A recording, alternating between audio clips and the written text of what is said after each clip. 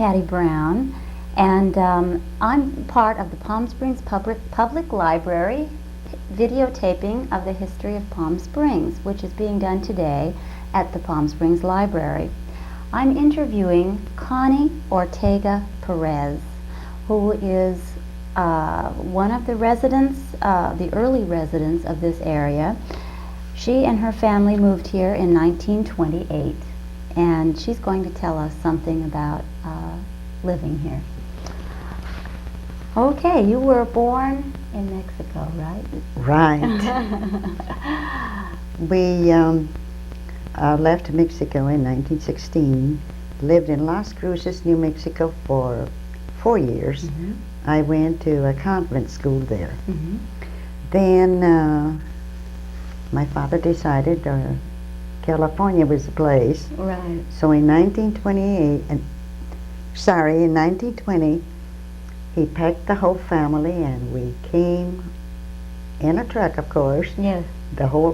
She was Your 3 years sister, old. My sister was 3 years old. Andrea Talavera, Right. who is here also today. And that is, of course, we were then five children. And it took about a week for us to cross from New Mexico and Arizona and then into Los Alamitos. Anyway, coming through the desert, we stopped. This is 1920. Right. We stopped on the other side of the Tuckwitz wash. And I believe we were there for lunch or whatever, a rest anyway. And then on to Los Angeles. And from there we went to Los Alamitos. We lived there until 1928 when Father decided it's time to move again. Time to move back to Palm Springs. Time to move to Palm Springs. I don't believe that we even knew it was Palm Springs. I see. It was just a little village At the coming time. through in 1920. Right. So anyway, in 1928, we headed for Palm Springs. Now, when you left Mexico, you left because of what? You tell us a little bit about your life there first. Our life in Mexico, all right. It was very pleasant. We had a very nice home. The three of us were born there.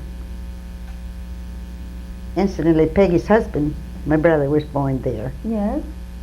And then during the Mexican Revolution at the time, my father had what was known then as the taxi cabs of the town, and they were surreys with fringe on top type of things. Which town was this? It was in Camargo, Ciudad Camargo, Chihuahua. Little town about 500 miles either southwest, I believe, of Chihuahua City, the capital. Anyway, he had a little incident with one of the generals, and in doing whatever happened there, Papa pushed the man out of the buggy, and he jumped back on and turned around and headed for home. But he could hear the man scream for miles anyway. The man apparently must have been drinking all day long. I see. And in the evening, Papa decided that he would take him back to camp where the soldiers were camped at that time. Anyway, Papa came into the house with double doors, and Mama opened the door, and he was white as a sheet. So he told Mama what had happened. And then my mother sent the... So he pushed him out of the carriage. Yes. And the man was then going to get after him for doing this. Is that right? He was one of the possibly. revolutionary generals. Yes. They were in the town, and they had come in from the south. Big hats and Yes. what have you. Yes. And Papa was a very peaceful man. He had no intentions of joining revolutions of any kind. So my mother sent word to her brother, our uncle, of what had happened. Yes. So he came, as I remember, and he said the best thing for you to do is to go to El Paso or Chihuahua, or if you want to, go to the United States. He said, El Paso. Well, Papa decided then and there it would be Las Cruces. Mm-hmm. So my uncle cleaned up one of his, he had a tannery business, and they used to pack the hides into big railroad cars. Yes. So that's how we came to El Paso, on one of those big freight cars. Oh, I see. So he had Yes. that cleaned up, and Mama packed. Yes. She packed a suitcase. And you had a house there. Oh yes, we had a house. Yes. Mama had some lovely things that were left behind, and Yes. never knew whatever happened. They were not there when you went, were they? No. No, there was nothing left. So she made a trip back. I've never been back. Uh-huh. Anyway, we headed for El Paso. It took about 5 days in the freight car. But I remember food being brought into the freight car, so we had You had enough, enough to eat? Yes, that was wonderful. We arrived in Juarez one rainy morning, and we went to the waiting room of the custom house, I believe it was, and my mother would not stay in there. She said, no, not 1 minute. So Papa took us back to a little park, and we were there under the lilac trees for 5 days. You camped out We under camped the out, lilac trees. yes. The waiting room was full of people from all over, I guess. Mama just didn't like it. Yes. So on the 5th day, we went back into this room, and Papa was in line, and he had another man with him. They used to take turns in line. That is to get your papers to enter the United States at the Right. time. Uh-huh. And your mom just didn't like the atmosphere in the Didn't customs like house. what it looked like, Oh, or the people that were there. It was Yeah. so full. Well, on the 5th day, we had to sit in a wooden bench, and we were stripped. We were given some sheets or towels or whatever, and we were wrapped in that, and all our clothing were sent out to the fumigating tanks. Here we were. My sister had on a very pretty white dress with a blue ribbon. My brother had little pants with 3 buttons here. I remember that very well. I had a navy blue skirt and a midi top with a red bow. And my shoes, this is what I just broke my heart. My shoes were patent leather bottoms with red tops with Yeah. black, what looked like jet buttons. Oh, Well, yes. when our clothes came back, my shoes had curled up like that. Oh, so they weren't any good anymore. Oh, I had no shoes. Oh, But my an aunt, a sister, my mother's sister, actually they were not sisters, they were cousins, but she grew up with them, and she considered them her family, her sisters. She had already rooms in El Paso for us, and I don't know how, but SOS was sent out to bring back a pair of shoes for me. And you were how old at this I was point? 8 at the time. 8 at that the time. I was beginning to be close conscious, I guess. Right. So you started off in the United States in El Paso. We were there just until we were rested and cleaned up and fed. Yes. And then I think the following day we went on to Las Cruces. Actually, not even Las Cruces, to old Mesilla, where she was born. Oh, interesting. My Billy the Kid looked through the window when I was being born. Billy the Kid looked through the window when you were being born? Really? Oh, how interesting. Oh. Anyway, we arrived there. My grandmother, my father's mother, lived there in Mesilla, old Mesilla. Anyway, it was in the house is still there. About 4 years ago, I made a trip to see my aunt, who still lived there. She's gone now. And it was so interesting. We went through the little town. Have you ever been in old Mesilla? No, I haven't. Oh, it's like stepping into the early 1800s. Oh, for heaven's sake. When the cattle barons and the thieves and what have you We're there. were there. Billy the Kid, of course, was imprisoned there, Yes. and he escaped. Well, that place is now a museum. Oh, right. But once you step into that little plaza there, it's like going way, way back. Well, you had such an interesting history, really, of when you leaving Mexico, leaving everything that you were familiar with, coming to the United States and living here, and then by the age of 20, your whole family moved to Palm Springs. Now, why? Today, according to today's ideas, a 20-year-old wouldn't probably move with her family if she didn't want to. But in those days, how was it?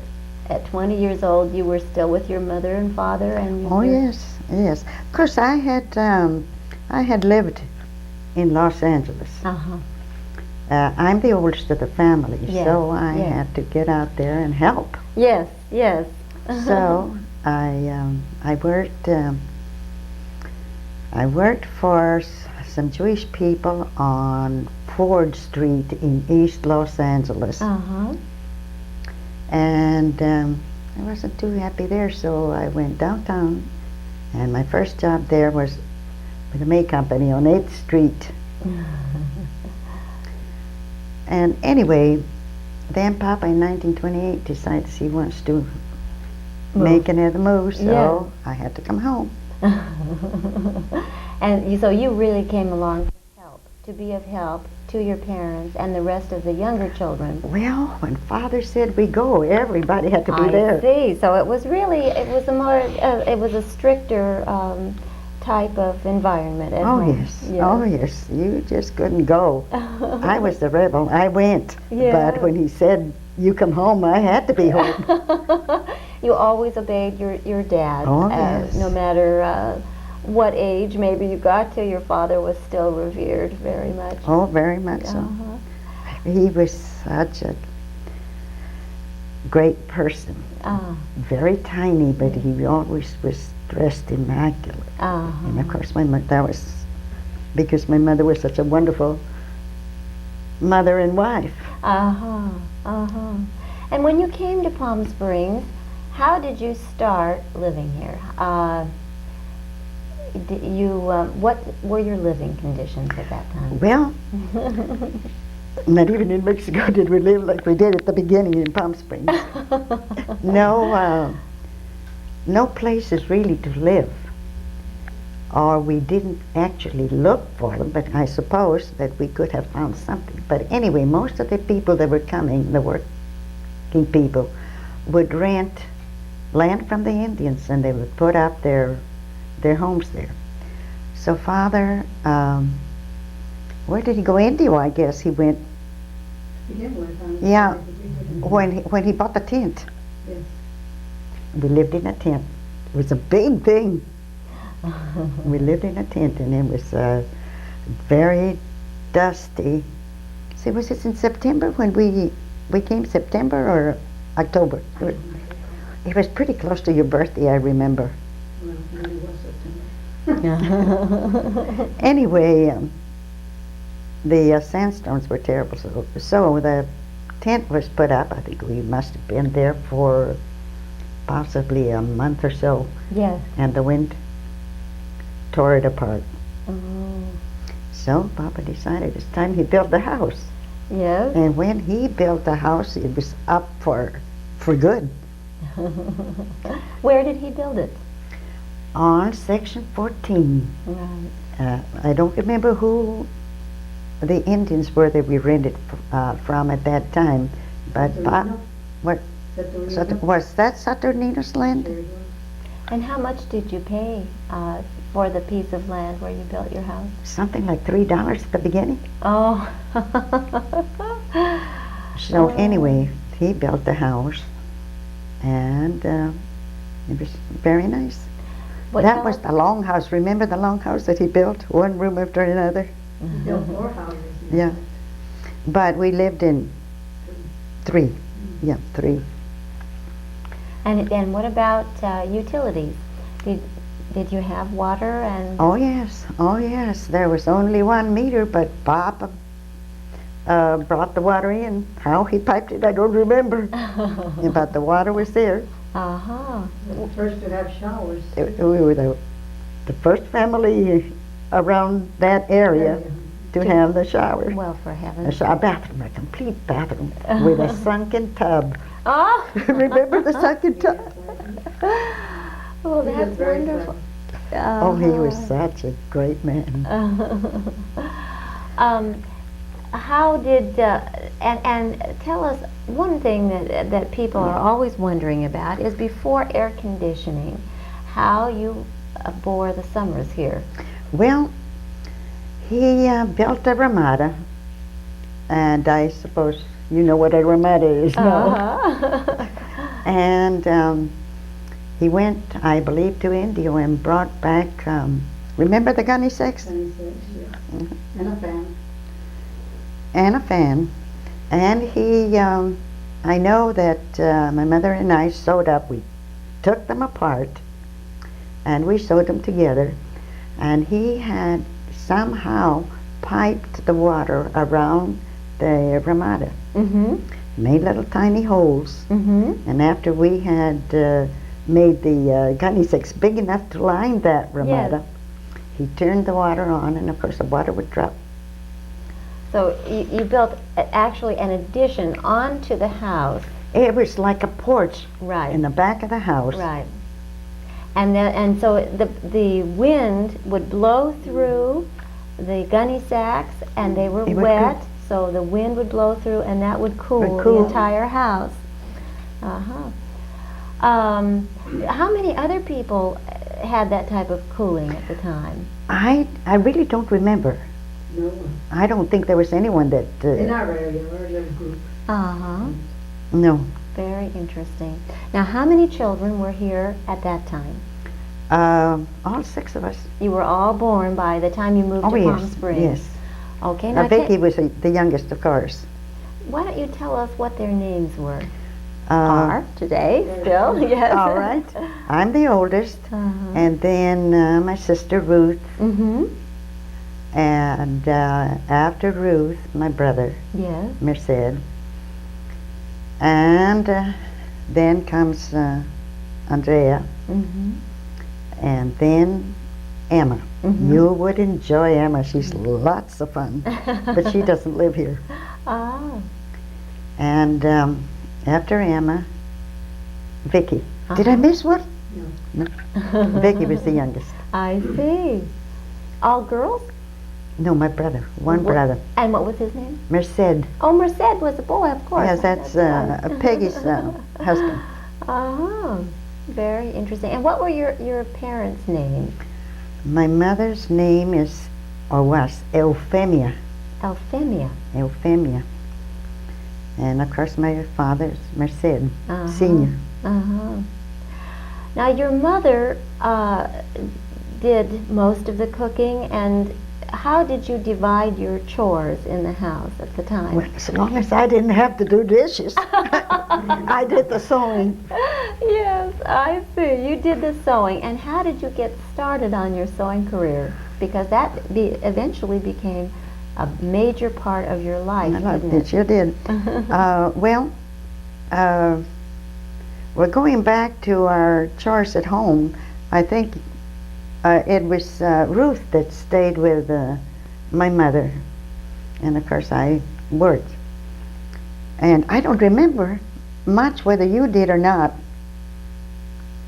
Oh, Between you and Emma, I guess. But I must have helped somewhere. yeah, and of course Vicky being the youngest. Yes. But my mother was such a good homemaker, and she was an immaculate homemaker. Yes. Everything was just so something I never learned. She used to make the best pot roast you would ever want to eat. That's one thing we forgot the other day. Yes. Pot roast on a mesquite. Grill. Yes. Okay. Now tell us how she did that. She had a cast iron Dutch oven, Uh-huh. and oh, it was so delicious. I'll never forget. We went to a potluck at Miss Finchie's, and she fixed that pot roast. Miss Finchie was a school teacher here at the time. Oh, yes. yes. The mesquite grill that she cooked it on, how was that constructed? Well, it was a stove. Uh-huh. It was a big cast iron stove.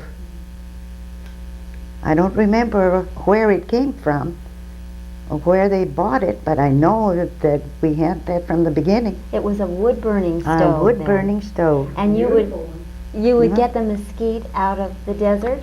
The men would go out to the desert in their trucks, Yes. and they'd have a ball up there. And they'd leave early, and of course the wives fixed their lunches. They Yes. stayed all day. And they'd come home loaded with mesquite wood. And that was divided between the families.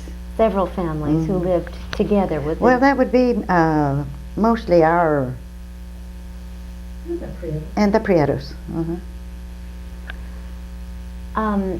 Then you at that time, of course, mesquite was very plentiful around Oh, here. yes. How many people lived here at that time? Oh, let's see. The Fontes family was already here, and No, no. their Quidorces were here, and the what's big Chacones were here, Mm-hmm. and of course the Prietos. The Prietos, two brothers and their families came in 1925. Now, these are people that lived near you in section 14? 14. We were all around there, Yes. between Ancilia and El Segundo. Right, right. Now, in the rest of the town, there was an actual town here for you to come to by that time. Oh, yes, There were yes. departments. There was a department store, right? There was a department store. And That was Lickens. and a hotel. Hotels were plenty.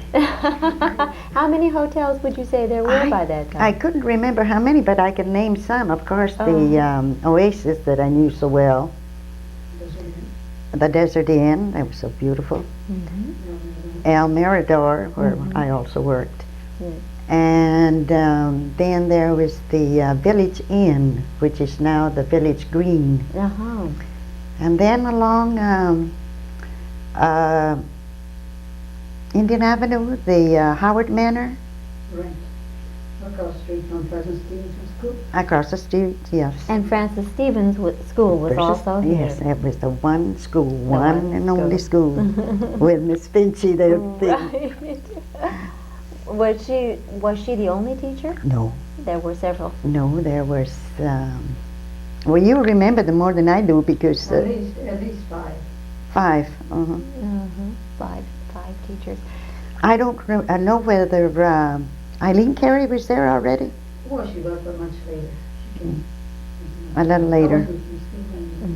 Oh, So you. but Miss Newberry was there. Oh, definitely. Did you walk to school every day? from your house? I mean, Yes. did the kids? Yes, younger they kids, did. Not, Yes, uh-huh. we all did. We all walked to wherever we went. Wanted to go. Yes. And I even walked from Section 14 to El Mirador every morning. And come back every afternoon. is that right? What were they doing at the El Mirador Hotel? That's when the lady I worked for, Madame de Jarno, opened her second shop at the El Mirador. I see. She had opened the shop at the Oasis, the old adobe. It was a good sized adobe. Yes. They sat towards the front of the hotel, and it was so funny. It had quite a nice, good sized window, and I used to address that window, and I'd poke pins and nails into the adobes in order to drape whatever I was. I'll do a drape it on there, right? Scarves and a dress or whatever. Madame de Journelle, was that the way it was pronounced? Had a very elegant boutique at that time. Yes. And who were some of her customers? Oh, I can remember. Well, Mrs. Hicks, the first Mrs. Hicks, I remember quite well. The Burge family. I don't remember if Mrs. Summers, who was Carolyn Burge at the time, remember shopping there, but I remember her mother. And were there any stars who yes, patronized there the were so many of them. I can't remember their names. One died not too long ago, and for the life of me, I can't remember her name. It's such a long time ago. How long was she in business at the Oasis? She opened in 1927, just at the time the El Mirador opened. Of course, we were not here. And she closed the store in 32. 1932. And then the one at the El Mirador? The El Mirador was short-lived. She opened it in, let's see, I went to work for her in 1928, 29. I married in 1930, but I still was working at the El Mirador in 1931. She closed the store in 1932. Oh, very interesting. When you and I talked before, you were telling me about some of the people that you sewed gowns for, and you helped. Oh, yes. That was another teacher that was here.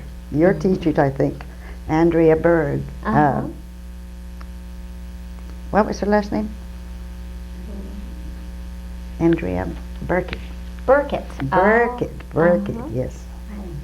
The Berkut family. They had a home at the Village Inn. And Andrea was to be married that summer. And I went to help hem her dress. And that's how I met Madame de Journelle. And I went to work for her. And you also knew Cornelia White, didn't you? Yes, yes, she was my friend. Do you remember her?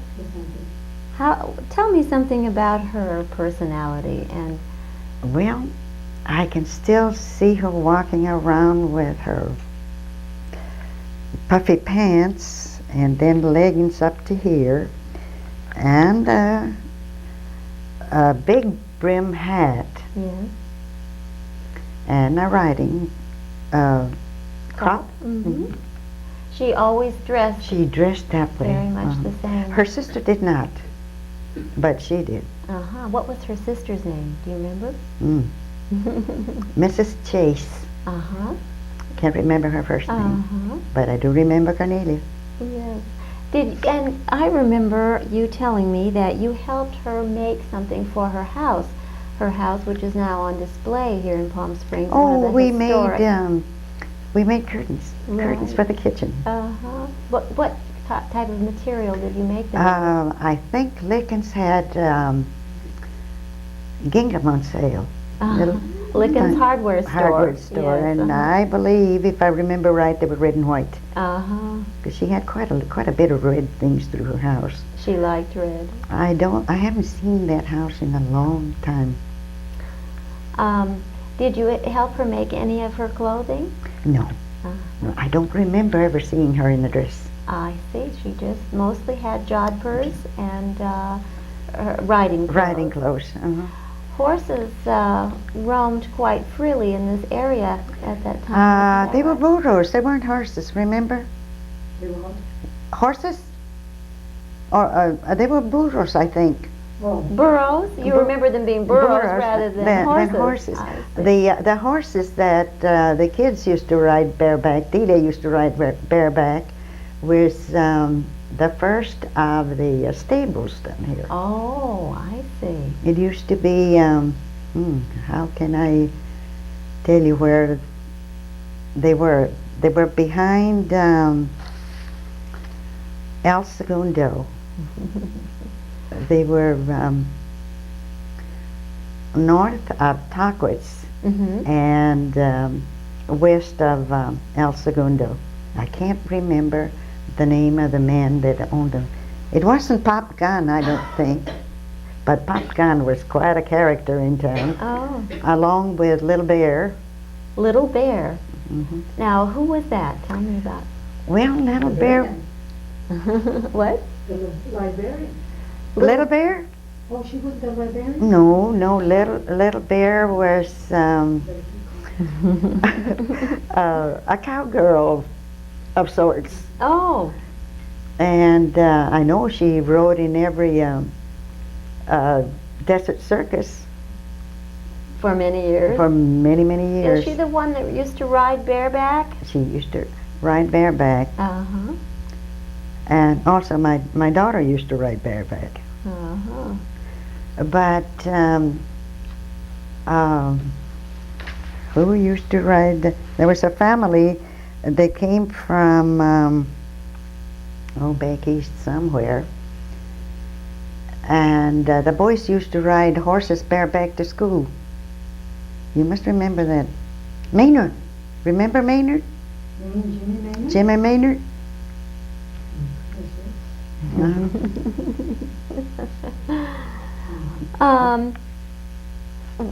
When you eventually built your home there in Section 14, and you had your own bathtub. Before that point, how did people bathe and get their water and things like that? Well, when we first came in 1928, Papa fixed up a drum. Remember that drum? And he had a pole to it which let the water come down, but I don't remember it being in the house. I think it was No, outdoors. So the Outdoors. water would heat from the sun would heat the water. Uh-huh. Now, people who had homes already built when you got here, did most of them have running water inside Yes. at that time? Yes, Uh-huh. yes. And so whenever anyone came into town, people who were newcomers to the area, they sort of had to set up shop a little differently. Were there houses to rent or? No, there were no, let's say, within reach of the working people. Yes. There were no homes to be had. They were all either for people who had quite a bit of money to be able to build a house. Right. Now, there used to be on Arenas, where Hatchet Market was, he had a court, Mm-hmm. they call a court, and those cabanas, there were, I imagine, one-room buildings, and they were half timber and the rest was canvas. Oh, yes. But he only rented to the tourists. No one, Tourists came and they stayed in And- these wood yes. and canvas buildings. Very Right. interesting. it was, they were not available to people that were there permanently. Yes. Uh-huh. So as we did, and many, many other people, as they came, they built their own. Yes. And it was strange because there were no streets. But Papa started one house after another. And he built He several built several. Oh homes. yes, built for almost everyone that came in. Is that right? When you started, well, I was going to have you tell about the water and how you took your baths and how the spa was at that time. Oh yes, yes. It was not quite an open affair, but it had partial walls around the different degrees of heat. In other words, the spa was a natural flow of hot Mineral water, but they had it partitioned off. When I say they, now who are we talking? The Indians. The Indians were running it. Yes. And the Indians, the local Kauai Indians, had varying degrees of water in different pools. Was that right? That was right. And I imagine that they were lined up one after another. They were not scattered. You remember them? And gradually the water was warmer, and then on until it was quite hot. I see. How did they regulate the warmth of the water? I don't believe they did. It just came out that way. It just came out that way, and eventually that water would flow down the middle of the desert. So it just flowed down Indian Avenue out into the middle of the desert. It just flowed freely until that point years later where someone came along and built the spa hotel, right? Right. That's right. And they I don't remember if they piped it to where it is now, because I don't think they built that hotel on the original spot. Interesting. I'm not sure, but somehow it seems to me that the mineral water was directly across Dr. White's property. And I don't believe the hotel is directly across her little house. Well, that's true. It isn't. No. That's right. Well, where it used to be, in other words. Where it used to be.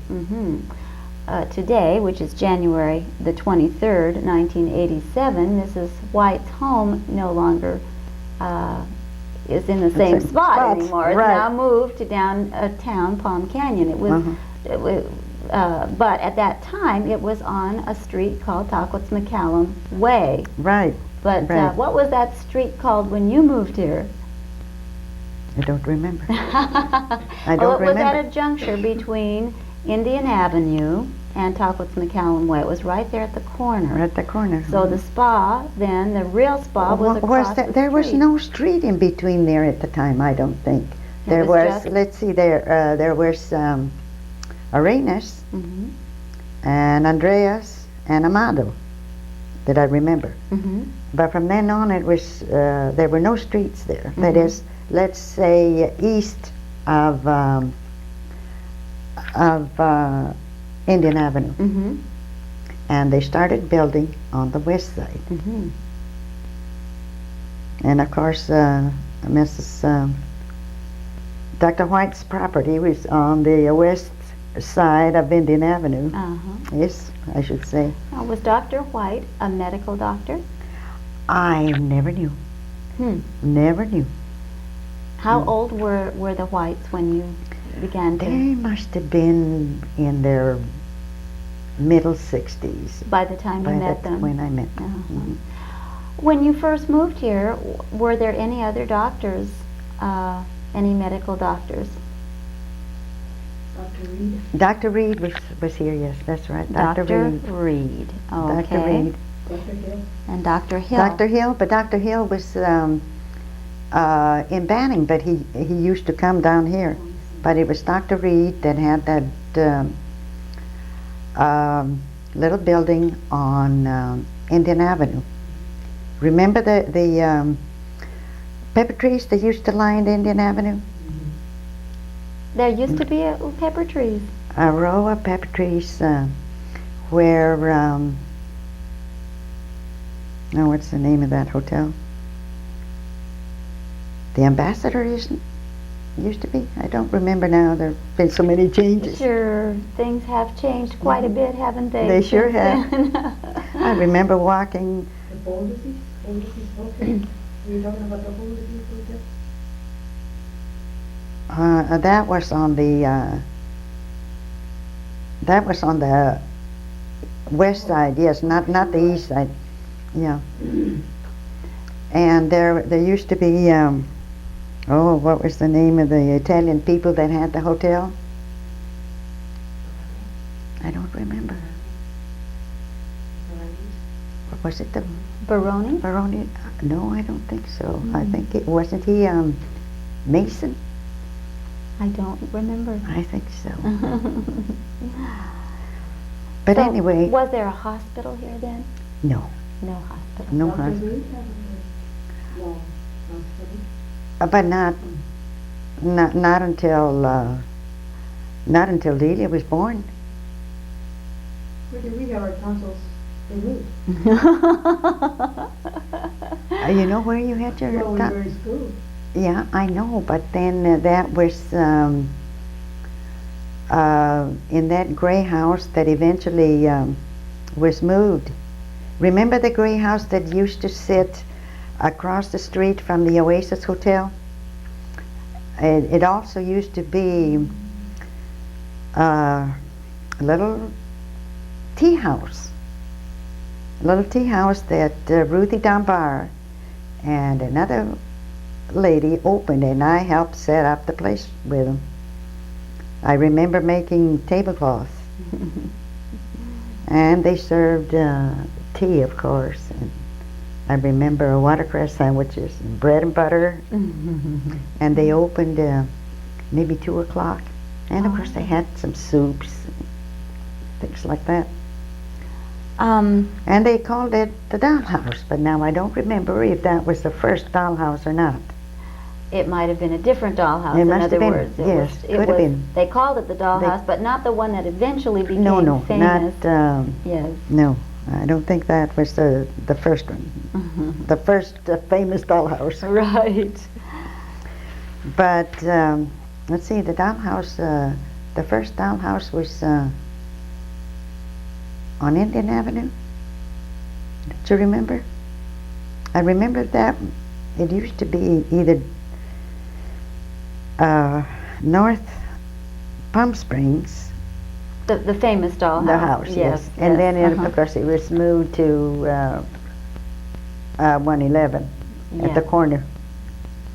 At the corner of, well, as the road changes into 111, Pumpkin and into 111 or whatever. Right. Were there, how many grocery stores were there at the time? Hatchett's for one, and then Marcus Pete had one on Indian Avenue also.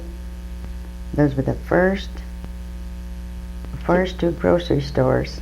And how else did you get your produce in those days? Well, there used to be an old man that'd come in with one arm. Incidentally, he was Wilma's father. Remember the man that used to bring chickens and vegetables? A peddler. Yes. And so he brought them on a truck? On a truck. Uh-huh. On a Ford. In a Ford Ford truck. truck. You remember it No, was a I Ford? remember that, Okay. And what else did he have on the truck? He had something else you used to buy. Oh, fruit, Uh-huh. green chilies, I remember. But what about the cloth that you used to buy? Oh, now that wasn't that a person. It was Different a lady. one. Oh, I see. It was a lady that come in from Los Angeles with her suitcase. And then, and was this the main way you had to buy That's fabric? how we bought fabric, from there or from the one main store, Dickens. Uh-huh. But then she used to come by and she'd have ready cut pieces about 3 yards Yes. each. And Mama would buy for each of us what we wanted. I see. She'd let you pick out your own fabric. Right. And then she would sew them at first. Oh, no. Yes, she would sew too, but by Uh-huh. that time both of us would sew. I see.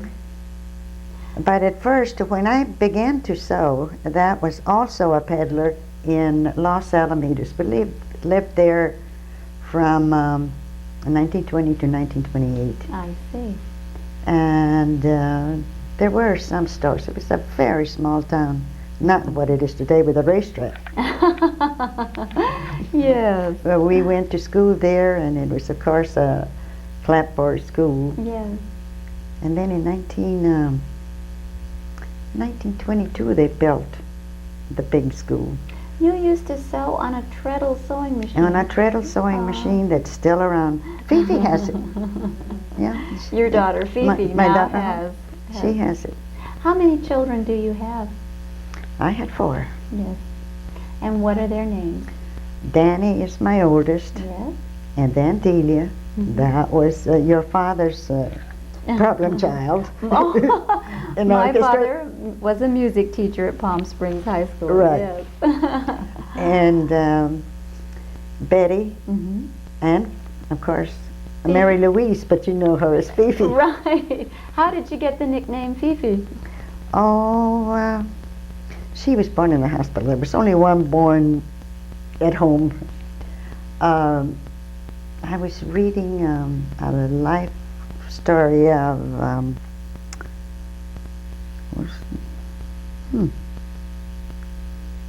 don't remember who, and this man called his wife Fifi. Oh. Napoleon, of course. Oh. Napoleon. Uh-huh.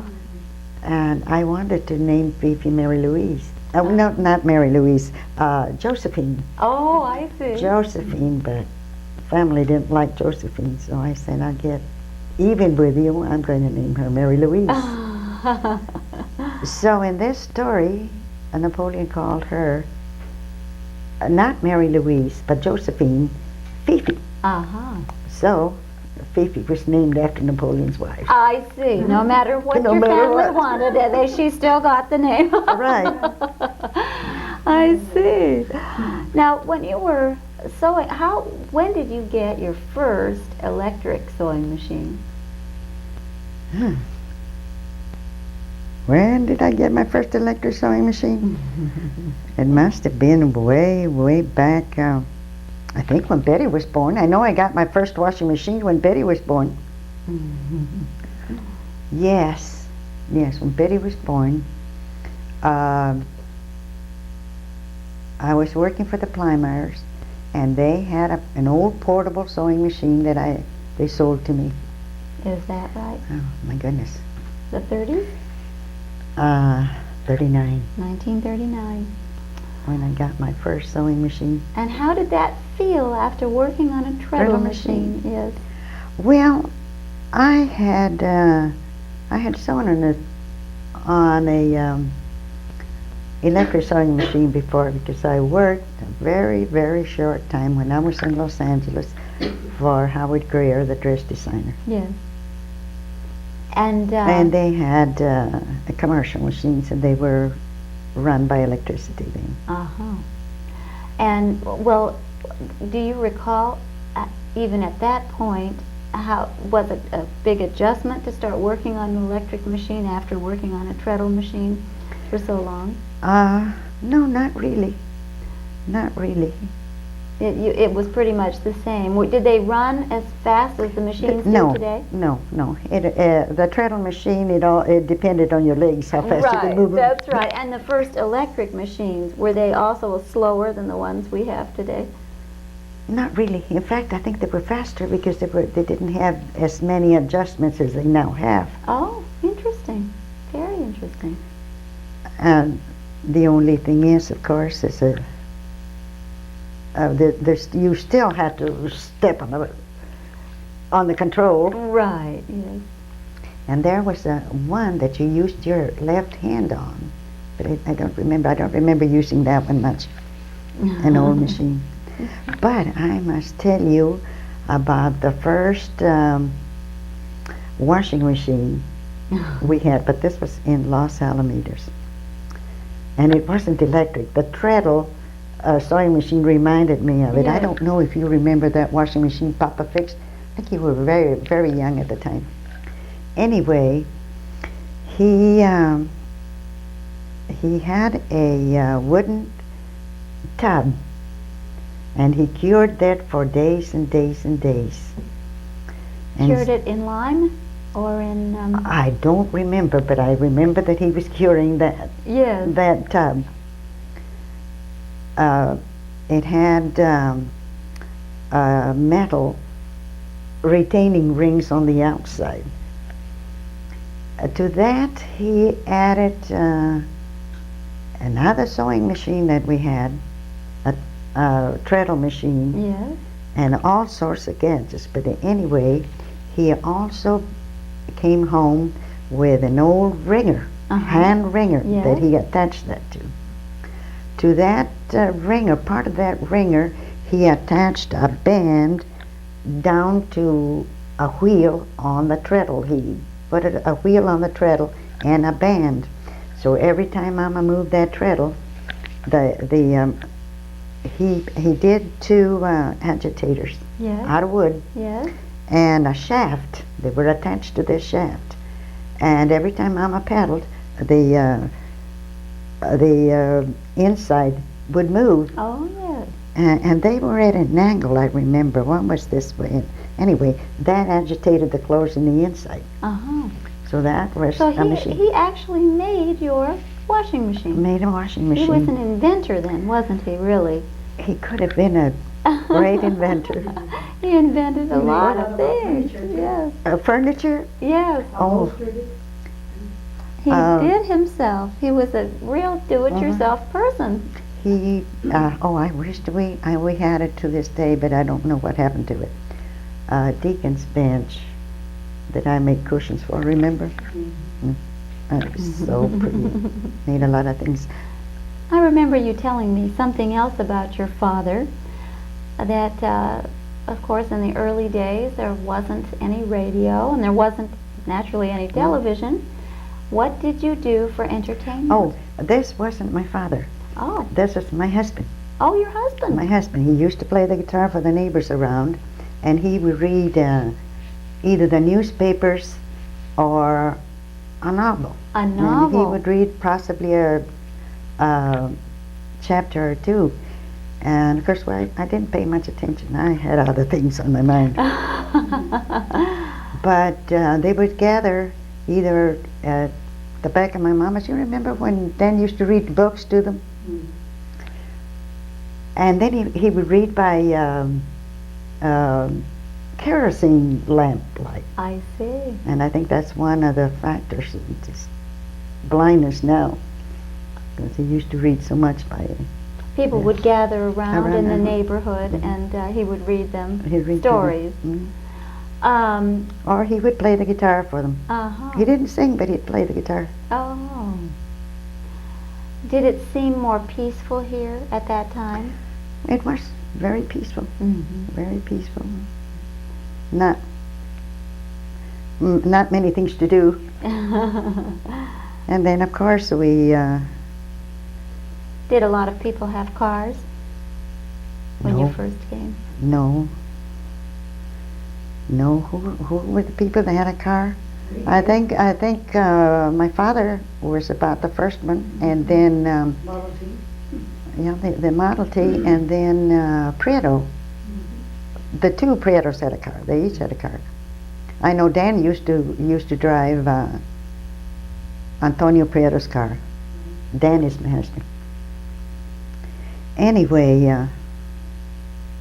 there was very little excitement really, other than when Strebe first bought his first projector, And and then we'd go see started the movies. Right. And where were the movies shown? The very first that I remember was at the garage. Oh, what's her name now? Zadie Bunker? Mrs. Bunker. Yes. Oh, yeah, she was another of our friends. Uh-huh. she came to your house She used to come to frequently? the house, to Mama's house. Remember when she used to come and Mama would give her beans and whatever Mama had to eat? She'd sit cross-legged on the floor. Oh, interesting. We had chairs, but she'd sit cross-legged on the floor. It was pretty much a Western atmosphere. Very much so, yes. Yes. Mhm. Although I never wore Western clothes. The younger children did. You always had more of an interest then in fashion and things because of you, I guess, if your own personality. That it was and an interest in designing clothes. Did you design things from an early age From too? very early age, what I used to do, we were still in Los Alamitos. I used to watch the ladies. The moment I saw a little puffiness, I'd start crocheting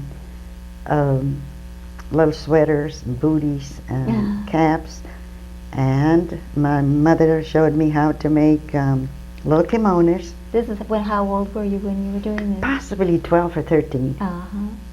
You just would see that they were going to be having a baby Right, soon, so and this was your opportunity to make I'd something. make some money. I think I used to sell them for about $0.25 apiece. Uh-huh. And my mother used to sew beautifully. So when you came to Palm Springs, you were really quite experienced by the age of 20. Well, even. I was already 20. Uh-huh. And so you knew. And But I prefer to read than doing housework. what did you read about? Oh, all kinds of novels. I was in the convent school and I was still, 12, I think, then. One girl smuggled in Eleanor Glynn's books, and oh, they were such a no-no at the time. I think I read every single one. I read the first one then, but after I could get my own, I read all of them. Unfortunately, I never kept one. They were supposed to have been really bad books. Forbidden material. Did you, later on in life, I know that you got into designing clothing quite heavily, and were you influenced in any of your designs by the ideas that you got in any of the books that you read? I used to keep, the newspapers used to print the Brinkley girls. Of course, I don't think either one of you would remember those. They were very, very elegant ladies. And that was my first inspiration. They were dressed so well. I don't remember who used to do them. They used to be in the newspapers and magazines at the time. So it was looks like they wore that I would inspired copy. you, yes.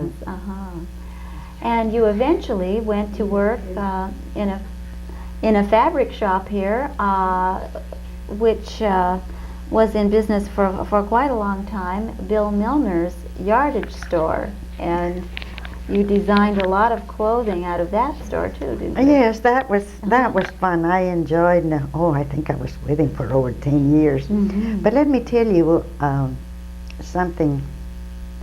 How I happened to come in touch with the Milner family. I worked for his uncle when he had the first 5 and dime here. That was during the war. And Bill was just a very young man then. I had met Don and Marie, years ago, when they first came, and they had a folding table, and they used to spread it out in front of the streets. And as I always liked to sew, there were times when I couldn't go all the way to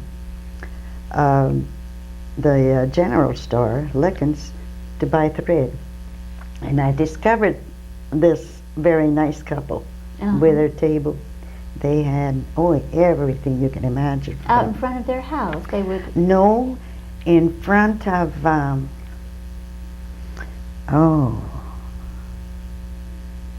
where Malouf's first store used to be. Well, not the one on Palm Canyon. The then. one on Palm Canyon. Yes.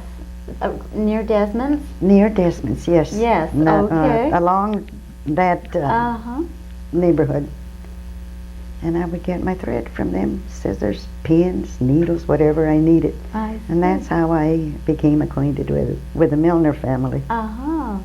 So was the atmosphere in downtown Palm Springs more casual as far as, were there other types of vendors, people who had tables out with things for sale at that time? I don't remember. Only Some exclusive shops there, Mary Cazell. Mary Cassell was there, and she worked for Mary Cassell. Oh. And what kind of store was that? A very exclusive dress shop. A dress shop. Mhm. That was after my Yeah. lady sold hers Uh-huh. and left her. Madame de Journal had been an opera singer from San Francisco. And because of illness, she came to Palm Springs, but she couldn't stay much longer than what she did. Yes. From 1927 to 1932. It sounds as though at the time Palm Springs was quite a mixture of styles, lifestyles, as well as clothing styles. I mean, you had the elegant dress shops, you had the Western people who were dressed in jodhpurs and other types of cowboy clothing. It was quite an interesting mixture, wasn't it? Yes, it was. Yes. Rasmussen had the first Western shop here. Uh-huh. How about Vicky's lady? What was her name? Vicky also worked for a dress shop. I'm sure she told them about I can't remember her name. Can't remember her name. She also had a very nice shop. And then, of course, Mary Hallin's for the children's shop. It was here at that time. No, not at that time. She came later. Later, but yes. still a long time ago. Mary Helen's has been here a long long time. And then Frenchie's. Yes, yes. And I also worked for, such a wild person. The tailor lady, Ruth Sushan. Now, what made her the person she was? I don't remember her background. Uh-huh. She was either from Romania or some place in Europe. But she would buy and buy and buy and buy until she went broke. Oh, goodness. You mean just for her own personal use? No. This was a dress shop. A This dress was shop, I yes, see. She had so many So things many for clothes. people to buy that she eventually She bought went- too many and had to go out of business. Yes, I used to tell her, don't do that. Uh-huh. Don't do that. And she'd pile them like now the cut rate stores. Oh, yes. Uh-huh. And then later, of course, I did work in the cut rate store. Marty Coben's. Mm-hmm. I worked with him for, almost 9 years. He was on Indian Avenue, the first one. That's right. A discount clothing store. Right. That's right. Uh-huh. Well, now this lady, what made her such a character? Was it? I have no idea, but she would drive customers away on her bad days. And then again, she was the sweetest person. How did she dress? Did she? Mostly in knits. Mm-hmm. What were the styles when you first moved here? Something like what I have on today. Is that right? In 1928, it was, of course, the flapper era then. Right. And so, The drop waist. In right. fact, I was going to wear one today and I changed my mind. Oh, goodness. Well, The raglan sleeves. And of course, the Uh-huh. tennis dresses were the thing. You could even walk downtown in a tennis dress and feel dressed how long were the tennis dresses then? above the knee. Above the Above knee. the knee. Right. In fact, some of our skirts were also above the knee. Uh-huh. We wore them quite Pretty short. daring era, wasn't it? Beautiful. Beautiful, Oh. beautiful. So then, when you first got here, what was your first impression of Palm Springs? When we turned the bend coming in, my heart went down to my toes. You thought what? I thought, oh, where is Papa taking us? There's miles and miles of sand dunes Yes, and nothing else yes. until we started when we neared Palm Canyon, really, and the nice buildings Uh-huh. were showing up. And I thought, oh well, maybe it isn't quite so bad.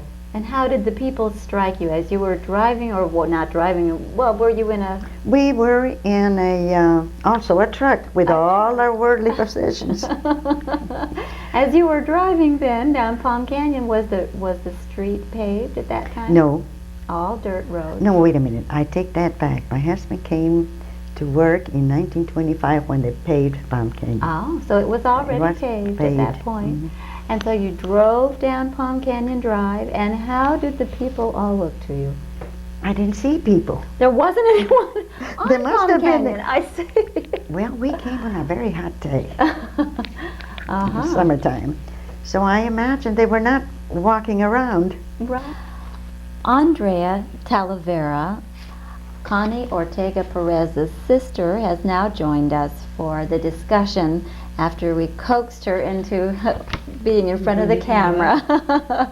She was already part of the discussion before, but now she's in view as well.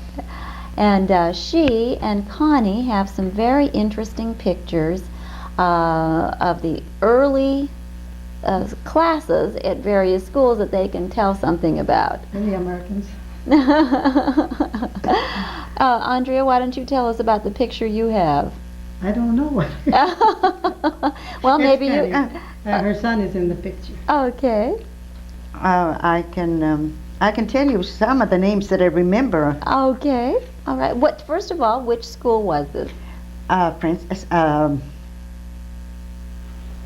Francis Stevens, of course. It was Francis Stevens Yes, it was- Elementary School. Yes, it was the only school at the time. And this was a band. It looks like one of their first bands, evidently. Yes. And can you sort of identify some of the people in the picture? Yes. Now, see if I can find Barbara Greeley. Yes, that's Barbara Greeley. Barbara Greeley's father was the principal of Palm Springs Springs High High School School, at right. one time, yes. And this is Beverly Mendoza, Uh-huh. who was a pianist at the time. And let's see, that's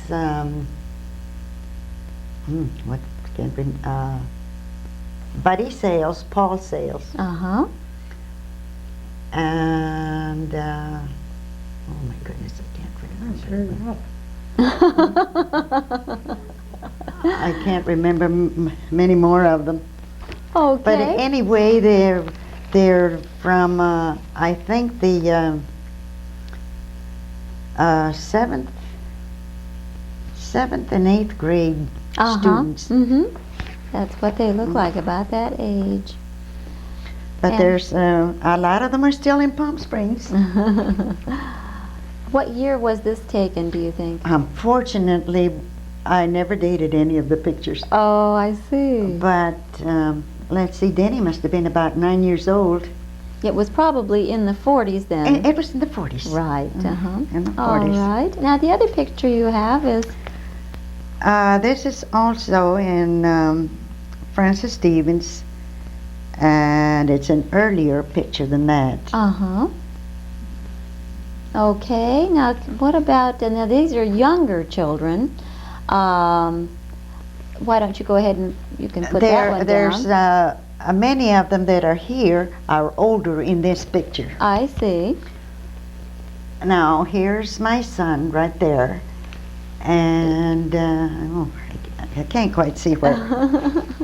L. Taylor's camera shot. Uh-huh. Remember? Okay? Connie, now what about if Andrea holds it over, Excuse me. just so Connie can see it a little bit, so she Oh. can get a... Okay. Okay. All right, Connie, now maybe Yeah, you okay. can identify some of the children in Yes. this picture. All right, if you would Turn it your turn way. it just a little ways. This was Frances Can you see Stevenson. At Francis Stevens. Mhm. And now on the bottom row, there's Jimmy Hicks, Rudy Martinez, that I can remember, my son Danny, Loretta Brow. Let's see, I found Gail Hicks a little while ago. Now I can't see her. Here, no, that's Carol Cameron, and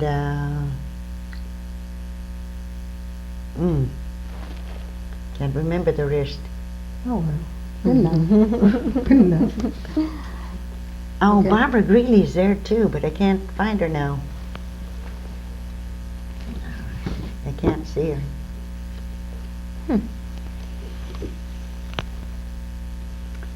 Okay, now you have another one here. These are the teachers. I wish I had brought the big picture. Teachers in the early 40s at Francis Stevens. Okay. All right. Miss Finchy is there. Miss Gavarda. Miss Finchy is right here. Right. And She is Miss Gavarda, Miss Laurie, Carrie. Miss Carrie's right there. And my goodness, Mr. Granso, the PE teacher. I can't remember. Okay? okay. But we have to show. This is Oh, at the orchestra at Francis Stevens, and this is at Nellie Kaufman. But Okay. It was quite a big orchestra at that time. wasn't it? For an elementary school orchestra. How many children attended this school? About now this was in the 40s, Yes. right? Yes. So there had to have been quite a few children attending to have such a big orchestra, I would imagine. And I'm trying to find your father. oh. Oh, here he is. Two of my children were his music pupils at the time. And I have to tell you this. Delia was quite a girl in school. And anyway, she cut the upper part of her little finger in shop. Oh goodness. So your father had to have her in the orchestra. Uh-huh. So he attached an extension to, she told me what key on the flute. She played the flute. Oh yes. So he had it soldered in order for her to reach the key, because she had lost all this part of her Oh, finger. for heaven's sake. My father is very inventive. He always has been. You know, I wished I had kept that flute, but I didn't. I don't know what happened to it. My father. Anyway, here he is conducting the orchestra. My father was always inventing instruments, and in fact, he worked for Walt Disney Studios in the Snow White and Seven Dwarfs production, because he attached a trombone mouthpiece to a clarinet, and it made a very interesting sound, and that was one of the special effects that they used in Snow White and Seven Dwarfs. Anyway, this was the orchestra. You know, and it's right here. Now this was a little later. This was in the 50s, This was in the 1953. 50s, yes. Yes. Um, when the first boys club was open, we made hamburgers. It was, I think Mrs. Summers was there. Uh-huh. I'm not sure. In fact, she was, because I have a thank you note from her. And I know I was there. And of course, Mr. Patzner had the band, the orchestra going. And it was such a lot of fun. We made hundreds of hamburgers that night. Oh, for heaven's The sake. first boys club in Palm Yes. Springs. Yes. Were you part of the Insanities, when they used to have the Insanities show here? Did you ever contribute to No, no, I didn't. I think I made some costumes. that? That's what I was wondering. Yes. The Insanities was one of the big highlights of the year, in Palm Springs. yes. During about what time period was that? Was that also the 40s and early 50s? No, I think it was about the middle 50s. Middle 50s. I don't remember Uh-huh. exactly, but I think it must have been the middle 50s. And so you helped make some of the costumes for that. Uh, It was so many local people were in the show. The mayor, the city councilman, all sorts of people were directed by choreographer Ernie Flatt in various routines. And the mayor would dress up in a woman's gown, and someone else would come out in something. yes, in fact, Fifi's husband was in on that at one time. Oh, interesting. I didn't know that. And of course, Barbara Foster. Right, that's right. She was in part of Insanities. When I invented the wraparound pants, I don't know whether you ever saw those. Yes, I did. And that Okay. was when you were working at Milners. At Milners. Anyway, Barbara used to make them right and left. And she would put them on anywhere. She'd take them off, and they were so easy Right. to put on. And if I have one, in fact, I have yours at my house. You do. You tell some of the you also invented, you designed the dolly dress, right? The dolly dress was designed, I don't know if you remember, in the middle 60s and early 70s. Some paper manufacturer decided to make a permanent type of paper that would be suitable for a garment. Right. So Bill, of course, being Bill, Bill bought Milner, some, yes. Bill Milner, and he wanted us to think about how we could put something together that would hold the thread. So I remember my mother used to make a very simple little garment for us when we were little, all one piece. Uh-huh. No seam at the shoulder, just the underarms, and of course the hem. And so I cut the first one for that, for the paper, and that's how come the dolly dress came.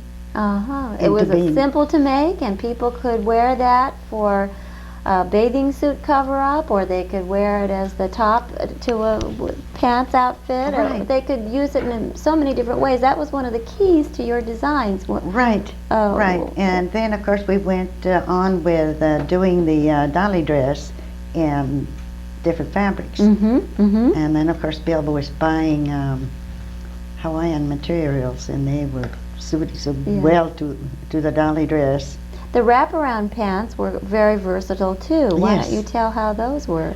Now, those, one very hot evening before closing time, Bill wasn't around, so I was still at the store. A tall lady, very striking, very dark, but she was not, she was a white person, but apparently she loved the sun.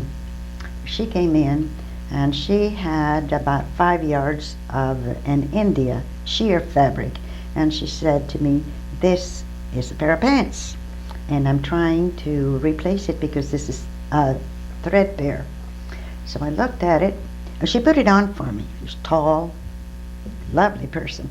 And she wraps this material all the way around until there must have been about maybe a couple of yards left, and she threw that between her legs, brought it around, and tied it in front. Yes. Well, it was a Hindu garment. Right, yes. So after she left, I guess I said to myself, my customers are not going to wrap themselves in yards and yards of fabric. So I took a remnant and I started working with it, and I came up with a wraparound pants. Right. And there was just two pieces of material, 3 yards. And you folded the 2 yards 4 times. Uh-huh. And then you cut out the crotch, no front, no back. And that was a continuous seam from Right. front to back. And of course you threw one part through your legs and you hooked it in the back. Uh-huh. And then the back came and tied around in the front. Uh-huh. So it looked like a pair of pants Uh-huh. with a skirt over it. Uh-huh. And that Or those wraparound pants became very, very popular. And you sold that pattern, didn't you, to a pattern company? I did not sell it. Uh-huh. I tried to sell it to a manufacturer, Oh. but a salesman coming through came up to me while I was at Milners, and he said, "Why don't you cut a pair of those for my wife?" Mm. So I did, Mm-hmm. and he tried to sell them. Oh. Tried to sell them, but well, they I don't remember, McCall's or Simplicity, one of the major pattern companies bought it. But I cut it just before I had perfected them, where there'd be no bunches, Yes. so they'd fit just right. Yes, yes. At the beginning, the crutch was too long, Oh. but because most people could wear them, Uh-huh. I cut them that way. But for fit, later on, I learned just how to fit the people that wanted Them to more read to it. be more tight fitting. Right. Uh-huh. And the pattern was not a success in the pattern books, I see. even though they did a big, tremendous sales pitch for them. Uh-huh, uh-huh. But it didn't. Because it just wasn't quite ready at the time. At the time. Yes. And then later on, I tried to sell them, and I went to an inventor's outlet of sorts, but it didn't work. It didn't work because the previous year, McCall's had that big promotion on. I see, yes. So, but today you still see wraparound pants, and you know, people have taken that idea and they have done their own versions, and Right. I did cut the first shorts oh yes. for the salesman from Hawaii, and I think they were the first that came out with the Hawaiian print shorts. Oh, interesting. Very interesting. No money for me, unfortunately. Well, then there's another aspect to your life. After the fabric store closed that you worked in for so long, your dream was to open your own I fabric wanted store. to open my own fabric But store, what happened that prevented you? my daughter-in-law died giving birth to the 11th child. And, of course, I fell heir to 10 children. You ended up raising your son and Mhm. daughter-in-law's 10 children. Mhm. Now that's 10 grandchildren. Around 9 o'clock, I would panic. I wanted out of the house so bad. I think that was really pretty amazing. I think many parents have been called upon to help take care of their grandchildren, but to adopt 10 children is quite a record, I'd say, all at one fell swoop. How did you manage? Well, we had 2 houses. Uh-huh. I had the girls in one house with me, and then the other house was bedrooms for the boys. There Yes. were more boys than girls. Uh-huh. My son and the boys had the other house. My original house, the one I'm in on now, Uh-huh. we gave up the second house, but we already had paid the little one where you pick me up, Uh-huh. Where you live now? where we live now. Yes. So I still have every once in a while I get one or two. You know, they wonder, they work here, and if they happen to be out of a job for a short time, They come back and live with to Grandma. Oh gosh! Well, I think you've had a very amazing life, a wonderful life. It's been a lot of fun. I've enjoyed every minute of it. You have really lived a full life in so many ways because of your experiences, all the changes that you've seen go on, and that you have learned to adapt to. It's pretty amazing. Well, as I say, it's been nice. It's been wonderful people that have taken me as I am. I've gone to some very, very, very nice affairs in Palm Springs. Yes, and I'm and sure have been accepted. Absolutely. Well, you've always had that sense of elegance and refinement about you, which is what I think makes anyone acceptable anywhere if they understand what that is. That was an inborn quality that you had. Well, I think that's very, very nice of you to say so, but I look at myself in the mirror now and I wonder. Well, it's been a pleasure talking to you, and if anything else interesting happens, just don't hesitate to let us know, because as part of this history project, you are now part of the history of Palm Springs, and you always will be. Well, we have lived such a nice, quiet life. Uh-huh. We've had weddings and deaths in the family, but we've lived through it.